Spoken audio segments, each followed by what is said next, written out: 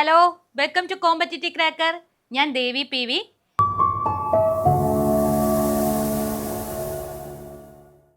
നമുക്കിന്ന് PSC മലയാളത്തിൽ repeat ചെയ്ത് ചോദിക്കുന്ന ഒരു ഭാഗം പരിചയപ്പെടാം. ഏതാണ്? അവാർഡുകളാണ്. അവാർഡുകളെ കുറിച്ച് എന്തായാലും ഒരു ചോദ്യം എല്ലാ മലയാളം ഉൾപ്പെടുന്ന PSC പരീക്ഷയിലും ഉണ്ടാവും അല്ലെ. അപ്പൊ നമുക്ക് പലപ്പോഴും കൺഫ്യൂഷൻ ആവുന്ന ഒരു ഭാഗമായിട്ട് പലരും പറയാറുള്ളതാണ് ഏത് വർഷമാണ്, എപ്പോഴാണ്, ഏത് അവാർഡാണ്. അനേക അവാർഡുകൾ ഉണ്ടല്ലേ മലയാളത്തില്.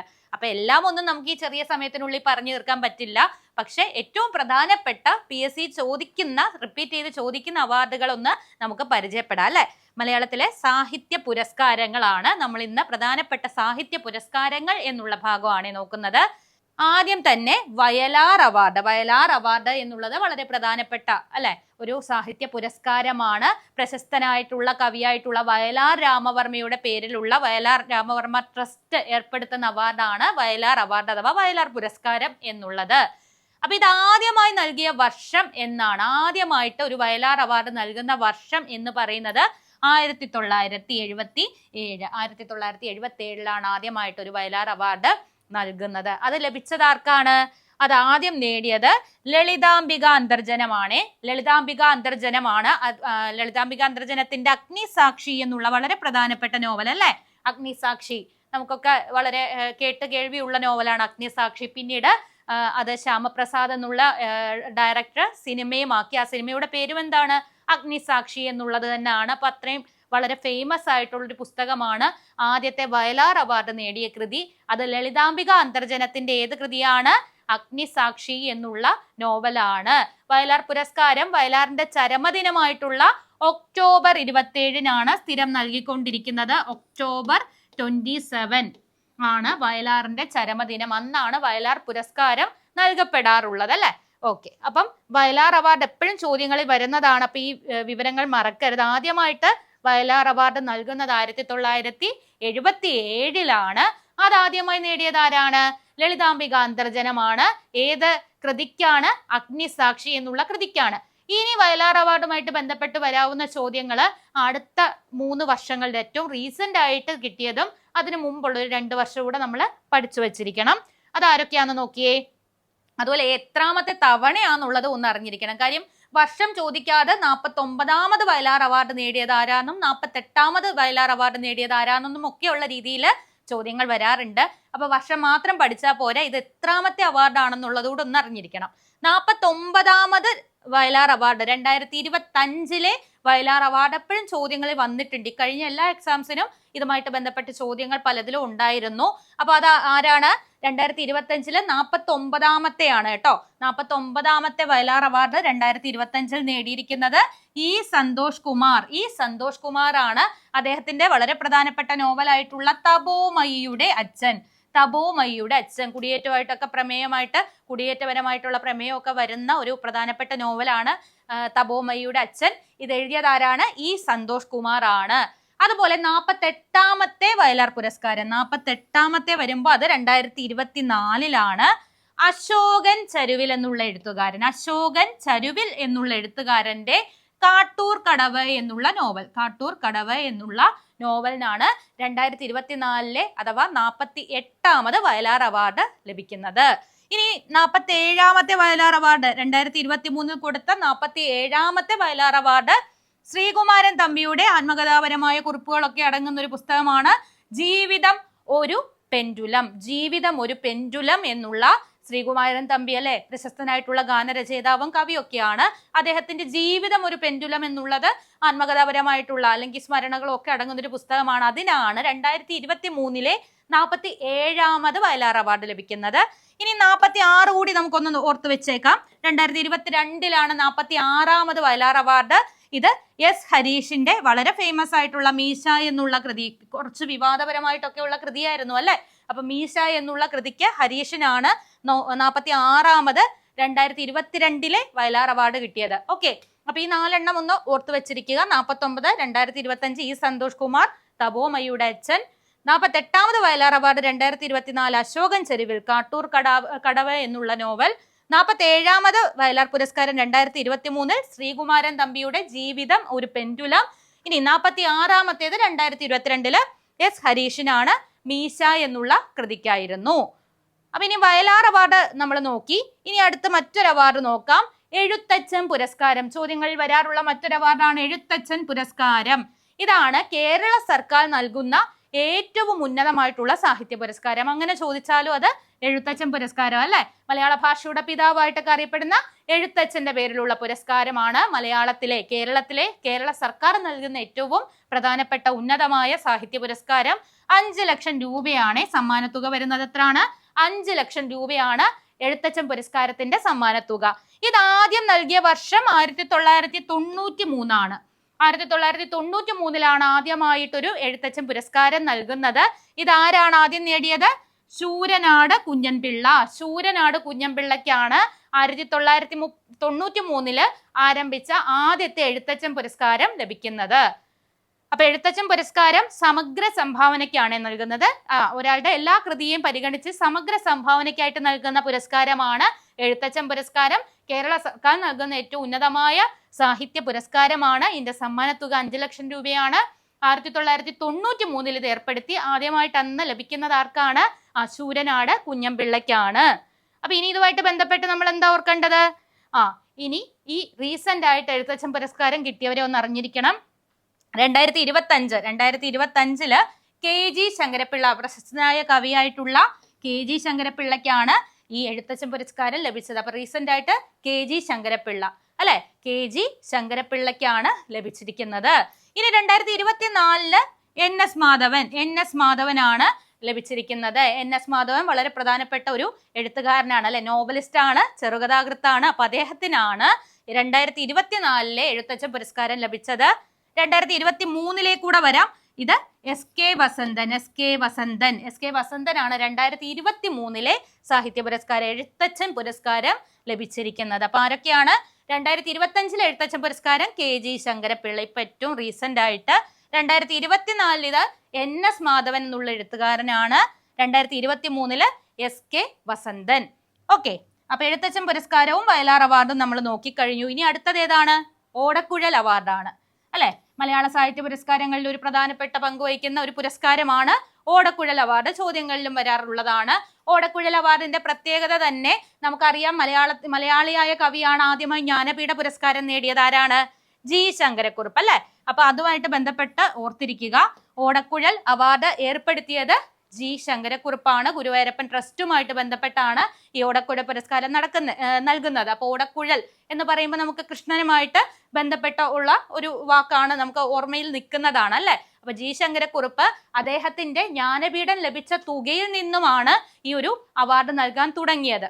ഓക്കെ, അപ്പൊ ജ്ഞാനപീഠ പുരസ്കാരം ലഭിച്ച വർഷം ഏതാണ്? 1965 1965 മലയാളത്തിൽ ആദ്യമായിട്ടുള്ള ജ്ഞാനപീഠ പുരസ്കാരം നേടിയത് G ശങ്കരക്കുറുപ്പാണ്. 1965 അല്ലെ. ഇനി ആദ്യം നൽകിയ വർഷം, ഇത് ജ്ഞാനപീഠം ലഭിച്ച വർഷമാണ്. ആദ്യ ഈ പുരസ്കാരം നൽകിയ വർഷം 1968 കേട്ടോ. 1968 ആദ്യ ജ്ഞാനപീഠ പുരസ്കാരം നൽകുന്നത്. ഇത് ലഭിച്ചിരിക്കുന്നത് വെണ്ണിക്കുളം ഗോപാലക്കുറുപ്പ്. ഇവിടെ ഒരു ഗോപാലൻ എന്നുള്ളത് വരുന്നുണ്ട് അല്ലെ, കൃഷ്ണന്റെ പര്യായമായിട്ട് ഗോപാലകൻ അല്ലെ, ഗോപാലൻ എന്നുള്ളത് അങ്ങനെ ഓർത്തിരിക്കുക അല്ലെ. ഓടക്കുഴൽ പുരസ്കാരം ലഭിച്ചത് ആദ്യമായിട്ട് വെണ്ണിക്കുളം ഗോപാലക്കുറുപ്പ്. 1968 ഇത് കൊടുത്തു തുടങ്ങിയത്. അപ്പോൾ ഇത്രയും കാര്യങ്ങൾ ഓടക്കുഴൽ അവാർഡുമായിട്ട് ബന്ധപ്പെട്ട് ഓർത്തിരിക്കുക. ഓടക്കുഴൽ അവാർഡ് ഏർപ്പെടുത്തിയത് G ശങ്കരക്കുറുപ്പാണ്. ആദ്യം നൽകിയ വർഷം 1968. ആദ്യം നേടിയത് വെണ്ണിക്കുളം ഗോപാലക്കുറുപ്പാണ്. ഇനി റീസെന്റ് ആയിട്ട് ഓടക്കുഴൽ അവാർഡ് ലഭിച്ച ആളുകളെ ഒന്ന് നോക്കാം. 2025 അപ്പോഴും നമുക്ക് ഓർക്കാൻ എളുപ്പമാണ്.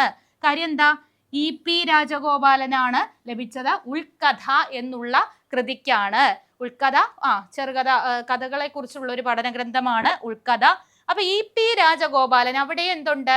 ഗോപാലൻ എന്ന് വന്നു. അപ്പൊ നമുക്ക് ഓടക്കുഴൽ അവാർഡുമായിട്ട് ബന്ധപ്പെട്ട് റീസെന്റ് ആയിട്ടുള്ള കാര്യം ഓർക്കാനും എളുപ്പമായി. ആദ്യം കിട്ടിയത് ആരാണെന്നുള്ളത് ഓർക്കാനും എളുപ്പമായി. രണ്ടിലും ഗോപാലൻ എന്നുണ്ടല്ലേ. അപ്പൊ വെണ്ണിക്കുളം ഗോപാലക്കുറുപ്പിന് ആദ്യം കിട്ടി. റീസെന്റ് ആയിട്ട് 2025 കിട്ടിയത് ആർക്കാണ്? EP രാജഗോപാലൻ. ഏത് കൃതിക്കാണ്? ഉൾക്കഥ എന്നുള്ള കൃതി. 2024 വരുമ്പോൾ K അരവിന്ദാക്ഷൻ എന്നുള്ളതാണ്. അവിടെ ഒരു ഗോവ കിടപ്പുണ്ട് അല്ലെ. കൃതിയുടെ പേര് ഗോവ എന്നുള്ളതാണ്. അപ്പൊ 2024 കെ അരവിന്ദാക്ഷനാണ് ലഭിച്ചിരിക്കുന്നത്. ഗോപ എന്നുള്ളതാണ് കൃതി. ഓക്കെ, കണക്ട് ചെയ്ത് പഠിക്കുക കേട്ടോ. 2023 PN ഗോപി കൃഷ്ണൻ, കണ്ടോ, PN ഗോപി കൃഷ്ണൻ. അവിടെ നമുക്ക് ഈസി ആയിട്ട് ഓർത്തിരിക്കാൻ പറ്റുന്നതാണ്. പക്ഷെ വർഷങ്ങൾ മാറിപ്പോവാതിരിക്കാൻ ശ്രദ്ധിക്കുക, കൃതികൾ ഓർത്തു വയ്ക്കുക. 2023 PN ഗോപി കൃഷ്ണനാണ്. കവിത മാംസഭോജിയാണ് എന്നുള്ളതാണ് കൃതി. കവിത മാംസഭോജിയാണ്. അപ്പൊ വ്യക്തമായല്ലോ. 2025 EP രാജഗോപാലൻ ഉൾക്കഥ റീസെന്റ് ആണ്, ഓർത്തിരിക്കുക. 2024 കെ അരവിന്ദാക്ഷന്റെ ഗോപ എന്നുള്ള കൃതി. 2023 എത്തുമ്പോൾ PN ഗോപി കൃഷ്ണന്റെ കവിത മാംസഭോജിയാണ്. അപ്പൊ ഇനി അടുത്ത അവാർഡ് കൂടെ നോക്കാം. കേരള സാഹിത്യ അക്കാദമി അവാർഡ് 2024 ഉള്ള അവാർഡുകളാണ് ഇപ്പൊ ഏറ്റവും റീസെന്റ് ആയിട്ട് പ്രഖ്യാപിച്ചേക്കുന്നത്. കേരള സാഹിത്യ അക്കാദമി അവാർഡിലേക്ക് വരുമ്പോൾ നമ്മൾ ഓരോ വിഭാഗത്തിനാണ് അല്ലേ നൽകുന്നത്. കഥയുണ്ട്, ചെറുകഥ, നോവൽ എന്ന് 2 രീതിയിൽ നൽകുന്നുണ്ട്. കവിതയുണ്ട്, ജീവചരിത്രത്തിന്റെയും ആത്മകഥയ്ക്കൂടെ നൽകുന്നുണ്ട്. ബാലസാഹിത്യത്തിനുണ്ട് അല്ലെ, വിമർശനത്തിനുണ്ട്. അങ്ങനെ പല വകുപ്പുകളിലായിട്ട്, പല വിഭാഗങ്ങളിലായിട്ടാണ് നൽകുന്നത്. ഇതിൽ ഏറ്റവും പ്രധാനപ്പെട്ട വിഭാഗങ്ങളെ നമ്മൾ റീസെന്റ് ആയിട്ട് കിട്ടിയത് ഒന്ന് ഓർത്തിരിക്കുക. ആദ്യമായിട്ട് കവിത. കവിതയ്ക്ക് 2024 വർഷം നോക്കിക്കോണേ. 2024 കേരള സാഹിത്യ അക്കാദമി അവാർഡ് കവിതയ്ക്ക് കിട്ടിയത് മുരിങ്ങ വാഴ കറിവേപ്പ് എന്നുള്ള കവിതാ സമാഹാരമാണ്.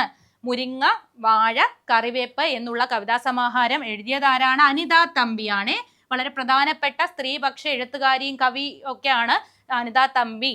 ആലപ്പുഴ വെള്ളം പോലുള്ള അനേകം കവിതാ സമാഹാരങ്ങൾ പ്രശസ്തമായിട്ടുള്ളതുണ്ട്.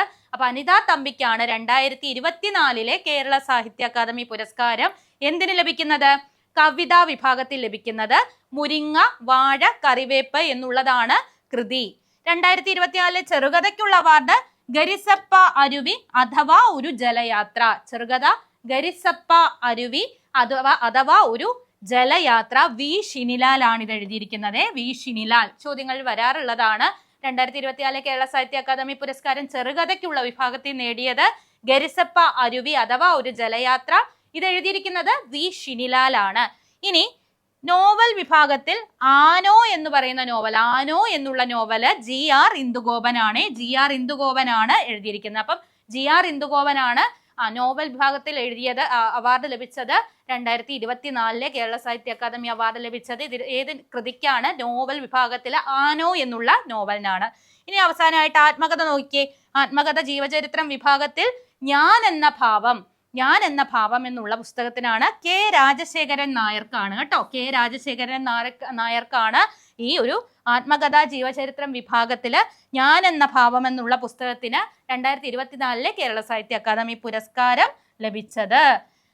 ഓക്കെ, അപ്പം നമുക്ക് കുറച്ച് സമയമേ ഉള്ളൂ. അതുകൊണ്ട് ഇനി അനേകം പുരസ്കാരങ്ങൾ, ചോദ്യങ്ങൾ വരാറുള്ളതുണ്ട്. അപ്പൊ അതൊക്കെ നമുക്ക് ഇനി അടുത്ത ക്ലാസ്സിലായിട്ടൊക്കെ നോക്കാം. അപ്പൊ ഇനി നമ്മൾ മനസ്സിലാക്കേണ്ടത് കൃത്യമായിട്ടുള്ള ഒരു പ്ലാനിലൂടെ മാത്രമേ നമുക്ക് PSC എന്നുള്ള ഒരു സ്വപ്നത്തിലേക്ക് എത്താൻ പറ്റൂ അല്ലെ. ഒരു സർക്കാർ ജോലി എന്നുള്ളത് ചെറിയ കാര്യമല്ല. ഒരുപാട് പ്രയത്നം കൊണ്ടാണ് ഒരുപാട് പേര് ആ ഒരു ലക്ഷ്യത്തിലേക്ക് എത്തുന്നത്. അപ്പൊ നമുക്കും ആ ഒരു ലക്ഷ്യം നേടണ്ടേ. അപ്പൊ അതിന് നമ്മൾ കൃത്യമായിട്ട് എന്ത് വേണം? ടൈം ടേബിളും തയ്യാറാക്കി ഏതൊക്കെ ഭാഗങ്ങളിൽ നിന്നും ചോദ്യം വരുമെന്നുള്ളതും മനസ്സിലാക്കി കൃത്യമായി ഒരു പ്ലാനോട് കൂടി പഠിക്കണ്ടേ. അപ്പൊ അത്തരത്തിലൊരു പ്ലാനോട് കൂടി നിങ്ങൾക്ക് പഠിക്കാനായിട്ടും നിങ്ങളെ സപ്പോർട്ട് ചെയ്ത് നിങ്ങളുടെ ഒപ്പം നിന്ന് നിങ്ങളുടെ സ്വപ്നത്തിലേക്ക് നിങ്ങളെ കൈപിടിച്ചെത്തിക്കാനായിട്ടും ഇവിടെ CCയിൽ LDCയുടെ ഒരു ലോങ് ബാച്ച് ആരംഭിച്ചിട്ടുണ്ട്. അപ്പൊ ഇനി വരാൻ പോകുന്ന വളരെ പ്രധാനപ്പെട്ട PSCയുടെ നമ്മുടെയൊക്കെ ഒരു സ്വപ്നമായിട്ട് നിൽക്കുന്ന ഒരു പരീക്ഷയാണ് അല്ലെ LDC പരീക്ഷ എന്ന് പറയുന്നത്. അപ്പം അത്തരത്തിൽ LDC പരീക്ഷയിൽ ഉന്നതമായ റാങ്ക് നേടാനായിട്ട് ഇപ്പൊ തന്നെ പഠിച്ചു തുടങ്ങണം. ഇനി ഒരു നിമിഷം പോലും പാഴാക്കാൻ പാടില്ല. കാര്യം PSC അത്രയും കോമ്പറ്റീഷൻ ഉള്ളൊരു ഭാഗത്ത് നമ്മൾ മാത്രം പുറകോട്ടായാൽ നമുക്ക് ലക്ഷ്യത്തിലേക്ക് എത്താൻ പറ്റില്ല. അതുകൊണ്ട് ഇന്ന് തന്നെ CCയോടൊപ്പം ചേർന്ന് നമുക്ക് ആ ഒരു LDC എന്ന് പറയുന്ന സ്വപ്നത്തിലേക്ക് എത്താം. അതിനായിട്ട് നിങ്ങൾ ഈ കോഴ്സ് ജോയിൻ ചെയ്യാനായിട്ടും ബാക്കി വിവരങ്ങൾക്കായിട്ടും ഈ സ്ക്രീനിൽ കാണുന്ന നമ്പറിൽ കോൺടാക്ട് ചെയ്താൽ മതി. LDC പോലെ തന്നെ വളരെ പ്രധാനപ്പെട്ട മറ്റൊരു എക്സാം കൂടി നമ്മുടെ മുന്നിലുണ്ട് അല്ലെ. വില്ലേജ് ഫീൽഡ് അസിസ്റ്റന്റ് എന്ന് പറയുന്ന പോസ്റ്റിലേക്കുള്ള എക്സാം. അതും ഒരുപാട് പേര് കാത്തിരിക്കുന്ന ഒരു എക്സാം ആണ്. അപ്പൊ അവിടെയും നമ്മൾ മുൻ റാങ്കുകളിൽ എത്തിയാൽ മാത്രമേ നമുക്ക് ഗവൺമെന്റ് ജോലി എന്നുള്ളൊരു സ്വപ്നത്തിലേക്ക് എത്താൻ പറ്റൂ. അപ്പൊ അതുകൊണ്ട് തന്നെ ഇന്ന് തന്നെ അത് കൃത്യമായി പഠിച്ചു തുടങ്ങാനായിട്ട് CCയോടൊപ്പം ചേരുക. മെന്റർഷിപ്പും കൃത്യമായിട്ടുള്ള സ്റ്റഡി പ്ലാനും ടൈം ടേബിളും അതുപോലെ തന്നെ എല്ലാ സംശയങ്ങളും മാറ്റിത്തരാൻ ഇവിടെ മെൻറ്റേഴ്സും എല്ലാവരും റെഡിയാണ്. അപ്പോൾ കൂടുതൽ വിവരങ്ങൾക്കായിട്ട് നിങ്ങൾ ഈ സ്ക്രീനിൽ കാണുന്ന നമ്പറിലേക്ക് കോൺടാക്ട് ചെയ്താൽ മതി. അപ്പോൾ മറ്റൊരു ക്ലാസ്സിൽ നമുക്ക് കാണാം. എല്ലാവർക്കും നന്ദി.